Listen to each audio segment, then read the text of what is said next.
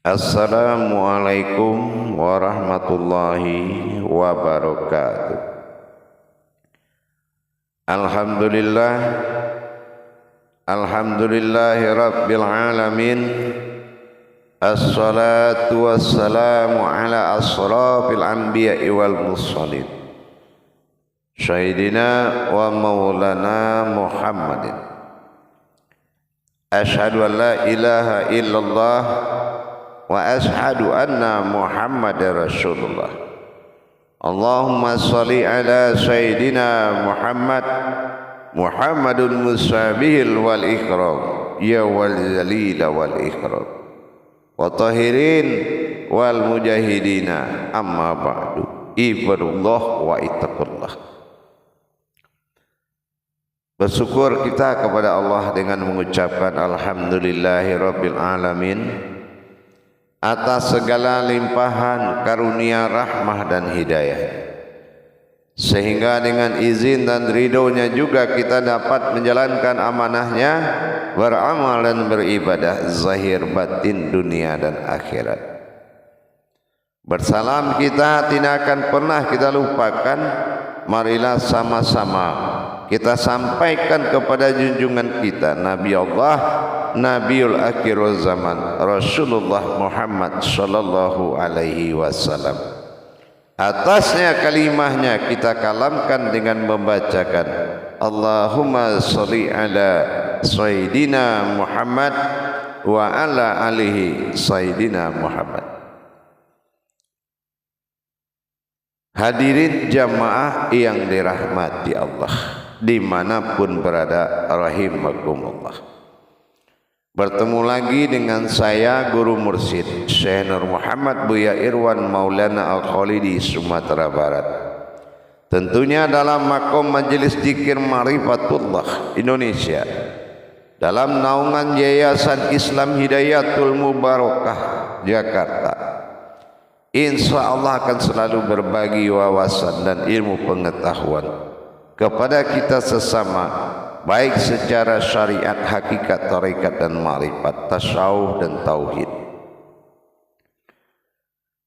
Dalam hal ini, dalam waktu dan kesempatan yang sangat kita muliakan ini, saya akan mengajak kepada kita semua, khususnya kepada hamba-hamba Allah yang dalam mujahadah, yang dalam perjuangan pendekatan diri kepada wujudnya Allah.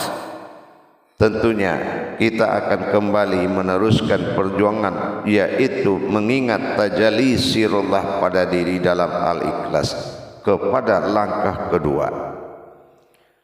Langkah kedua dalam perjalanan pertama dalam wawasan dan akan menuju tajalli ini, kita lihat dari kalam Allahus Samad. Mengatakan sebuah kalam dalam hijaiyah Sa'ud Matsani Allahus Samad, secara qiraat atau ayat dia akan mengartikan sebuah qiraah yang berarti Allah tempat meminta. Tetapi sebagai tangga tauhid, sebagai ajang daripada tangga sebuah tangga, adalah dasar untuk naik dan menuju ke suatu jalan, yaitu dihalalkan sebuah kata Allah tempat meminta. Itu yang dihalalkan. Tetapi adakah kita pernah berpikir seperti apa makna yang dirahasiakan oleh kata tadi Allahus Samad? Seperti apa yang dimaksud oleh Allah, kandungan-kandungan hakikat dan tersirat di dalamnya. Kalau kita lihat kembali sebuah makna daripada Jabariyah dalam hijahiyah Allahus Samad, Allahu, ya, Allah adalah zat, hu adalah aku. Ya, di sini mengingatkan zatku kata Allah, ya, yang wujud atau yang luput daripada yang pertama, yang luput di dalam wujud tadi, ya, yang tersimpan di dalam wujud tadi. Nah, ini harus menjadi pemikiran. Kenapa? Sudah di awal dikatakan Allahu, aku Allah, aku ahzat. Ya. Nah, jadi kulhu, katakanlah, ya, aku adalah zat yang tersembunyi di dalam rahasiaku. Yang satu ahad. Ini zat yang tersembunyi tadi, inilah yang menjadi sebuah kodrat zat mutlak. Di dalam langkah kedua, zat mutlak adalah zat hayat, yaitu zat yang hidup di dalam yang mati. Nah, sukun, tapi ada hayat yang hidup. Nah, ini dinamakan dengan kodrat I. Ya, jadi ini adalah kodrat hayat, zat yang menjadikan dan menghidupkan.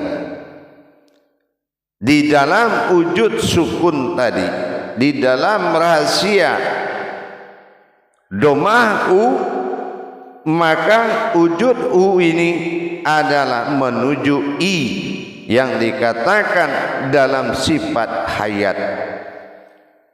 Dengan hayat maka dia berkehendak kepada wujud sirnya terhadap hayat sebuah hidup.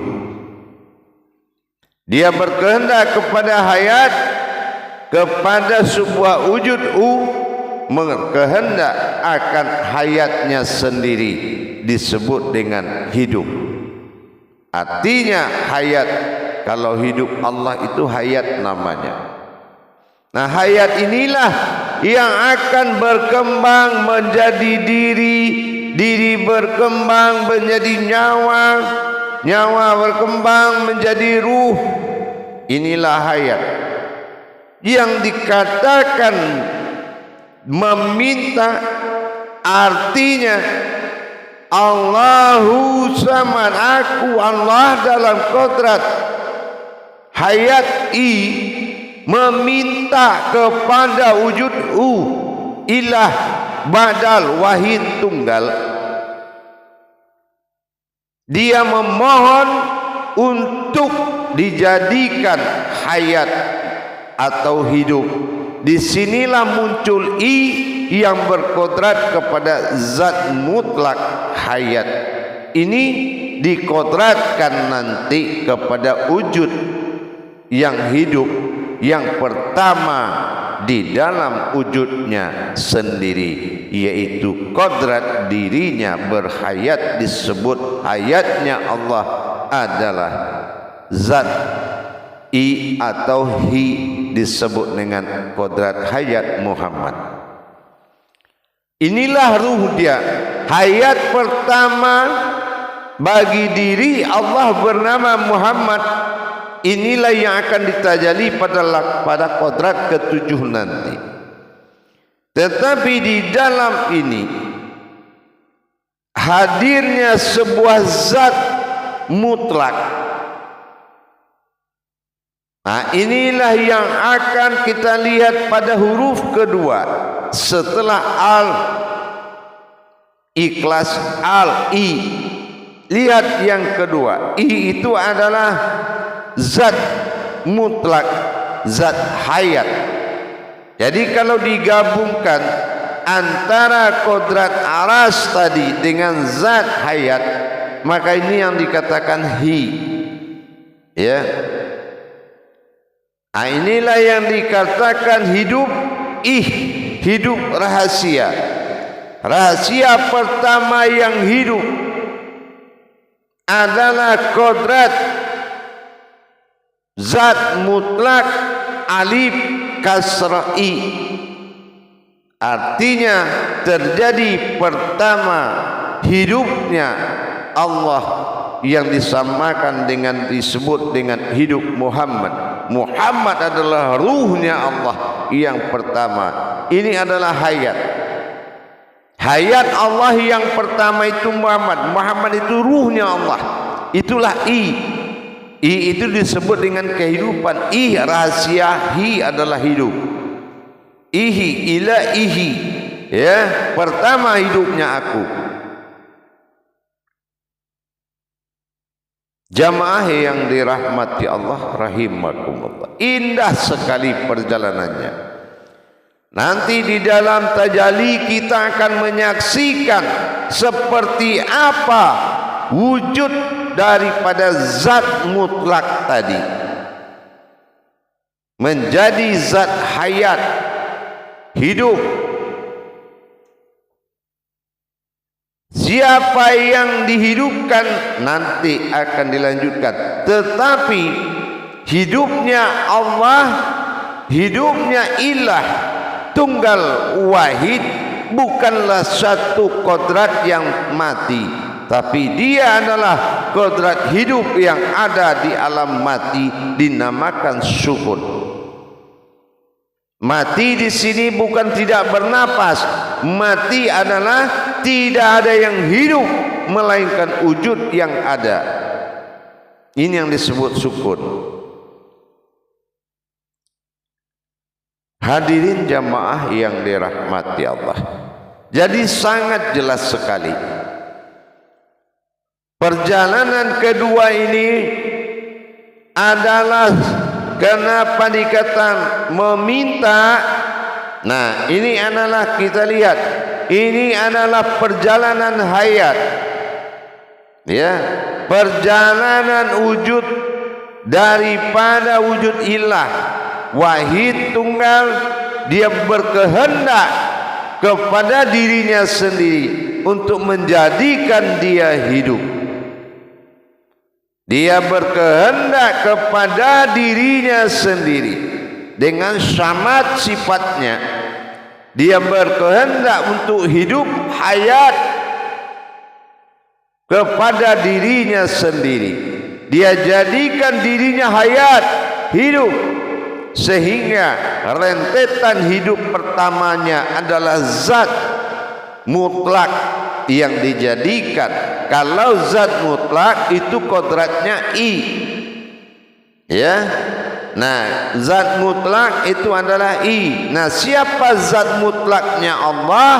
Itulah dikatakan ruh yang pertama yang berasal dari dirinya sendiri. Ruh sul Allah. Jadi itulah ruh. Jadi Muhammad sebagai maujudullah pada akhir nanti akan ketemu sebagai ruhnya Allah. Inilah Muhammad Rasul Allah. Jadi kalau kita lihat bagaimana proses yang akan berhayat ke depannya nanti, apa-apa hukum-hukum hayat itu, ketentuan-ketentuan diri tentang hidupnya dia. Nah, inilah yang dikatakan Muhammad belum Muhammad, tapi sudah dikatakan dia. Siapa dia? Itulah hayatnya Allah yang pertama. Tapi tidak diasmakan dia dengan nama Muhammad, tapi diasmakan dengan nama dia. Dia itu adalah penyebutan terhadap dirinya sendiri. Jadi setelah berpindahnya dari hu ke terjadilah tajalli batin dalam bentuk sirullah, dalam bentuk sukun. Ada wujud dalam sukun. Yang wujud dalam sukun adalah hu yang tenggelam tadi, maka dia akan bangkit berupa I, dikatakan ih. Inilah rahasia yang disebut dengan I, hayat. Jadi kalau alif kasroh I baris di atas I itu dinamakan hayat, karena ruh yang diturunkan ke dalam zat pertama mutlak itu disebut dengan hayat. Hayat inilah disebut dengan alif atau I. Inilah samad. Karena apa? Kehendak kepada dirinya sendiri. Inilah kalam kedua yang berdampak kepada baris alif kedua setelah al dalam bahasa kalam al-ikhlas. Jamaah yang dirahmati Allah rahimakumullah, dengan tajali yang akan kita lakukan, bagaimana proses terjadinya hayat Allah yang wujud pada ketunggalannya. Dia ciptakan kehidupan yang hidup, dia jadikan yang hidup. Ini disebut hayat samad. Ini adalah kehendak dari dirinya sendiri. Maka samad kembali pedoman kepada hijaiyah kedua bernama alif. Alif ini adalah wujud hayatnya Allah pada alif. Kalau wujud sirnya Allah pada alif, tapi I adalah wujud hayatnya pada alif. Inilah dia memohon, dia menginginkan kepada dirinya sendiri, ingin menjadi hidup dan akan mendampak kepada kehidupan. Ini yang dikatakan kehidupan pertamanya. Kehidupan pertamanya ini adalah kehidupan zat mutlak. Sudah pasti kalau dia zat mutlak, usul dari zat mutlak, itulah yang diutus untuk memuji dirinya sendiri sebagai wujud yang akan menjadi sembahan dia. Inilah ruh pertama Allah, disebut dengan wujud Muhammad. Tetapi dikala itu belum disebut dia dengan Muhammad, tetapi ini disebut dengan wujud ini disebut dengan wujud sifat dirinya sendiri. Itu adalah sifat hi atau i dalam wujud alif kasrah dot a i. Insyaallah dengan perjalanan hayat samadnya, dengan kehendaknya sendiri dia jadikan hayatnya, muncul ini adalah ruh yang ditiupkan berupa zat. Nah, inilah zat kudus yang kita sering sebut dengan jauhar. Ini adalah jauhar pertama, ya, wujud diri dalam jauhar pertama yang disebut dengan jauhar basita. Inilah yang pertama wujud di dalam jauhar basita atau sukun, wujud dalam sukun. Dan dia bukan tergolong diri alat yang didirikan, tapi diri yang sudah berdiri. Ini yang dikatakan dengan hayat. Yang pertama adalah hayat yang dijadikan adalah dia ingin hayat. Sehayatnya inilah yang disebut dengan dia, tetapi belum dipanggil kodrat amaliyah Muhammad atau yang lain. Barulah terbentuk dianya. Jadi kalau siapakah itu? Dirinya melihat dia, bukan dia melihat Muhammad sebelum bertajali kepada selanjutnya. Insyaallah para hadirin, telah hadir langkah kedua dalam kodrat Allahu Samad. Aku adalah zat, ya, yang berkehendak. Samad, inilah i pada lafaz kedua, satu hijaiyah kedua setelah al dalam ikhlas al-ikhlas. Ini kodratnya adalah i adalah hayat. Jadi setelah u lahir barulah u ada, barulah i yang muncul dalam kodrat hayat. Maka i ini akan berdampak hayat-hayat Allah selanjutnya nanti sampai kepada asma-asma hayatnya. Insyaallah setelah sekarang kita tidak melihat lagi sukun wujud mati dalam yang mati, tapi ada hidup dalam yang mati. Inilah hayat, inilah sama, inilah alif. Alif adalah kasrah di atas a, dinamakan i. Inilah yang akan menjadi pacuan hayat untuk berikutnya. Berarti wujud yang ada pada rahasia dalam makom sukun tadi sudah hayat menjadi i. Langkah kedua, insya Allah nanti akan kita lihat lagi keterusannya, bagaimana proses perjalanan tadi, bahwa setelah